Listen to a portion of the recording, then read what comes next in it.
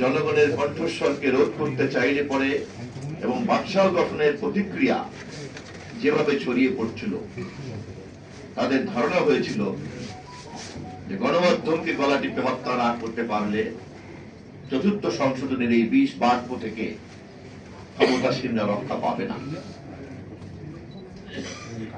এবং তারা 16 জুন 25 জানুয়ারি থেকে 16 জুনের পরে এসে অবশেষে ফ্যাসিবাদ সারা পৃথিবীতেই ঐতিহাসিকভাবে যে আত্মহত্যার সিদ্ধান্ত নেয়, সেই সিদ্ধান্তই গ্রহণ করেছিল। চতুর্থ সংশোধনী একদলীয় সরকারের স্বৈরতান্ত্রিক সিদ্ধান্তের ধারাবাহিকতাতে 16 জুন এসে তারা সংবাদপত্রের কণ্ঠস্বরকে হত্যা করল, রোধ করল।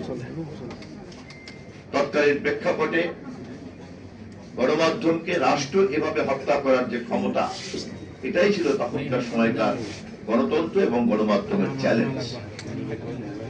51 বছর পরে আমরা যখন সেই দিবসের সালতামামি নিয়ে কথা বলি, যখন আমরা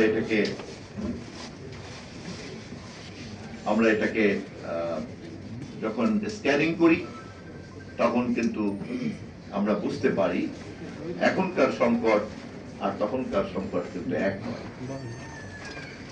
কিন্তু সংবাদপত্রের কালো দিবস, গণমাধ্যমের সংকট এবং সাংবাদিকতা পেশার যে কালো পরিবেশ, এই সবই কিন্তু আজ একাকার হয়ে গিয়েছে।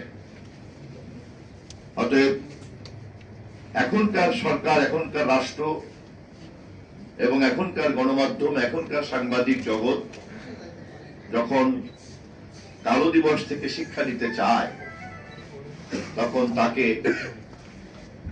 প্রশ্ন করতে হবে, রাষ্ট্র এই পরিমাণ নিয়ন্ত্রণ যদি নাও রাখে, তাহলেও এই পেশার কি সেই সম্মান, সেই মর্যাদা, সেই নিরাপত্তা, সেই পেশাগত স্বাধীনতা তা কি আছে? নাই, যা আপনারা বারবার বলেছেন। তখন কেবলই ছিল ছাপার অক্ষরের গণমাধ্যম। এখন কৃত্রিম বুদ্ধিমত্তা ঘরে বসে বসেই তথ্য, তা সত্যই হোক আর বিকৃতই হোক, সে প্রতিনিয়ত উৎপাদন করছে। উৎপাদিত সেই সংবাদ, সত্য অথবা বিকৃত তথ্য ছড়িয়ে দেওয়ার জন্য সোশ্যাল মিডিয়ার মতো প্ল্যাটফর্ম রয়েছে। বিশ্বের প্রায় 100 কোটি সাবস্ক্রাইবাররা সোশ্যাল মিডিয়াতে 24 ঘন্টা তারা কিন্তু ব্রাউজিং করছে, ঘুরে বেড়াচ্ছে।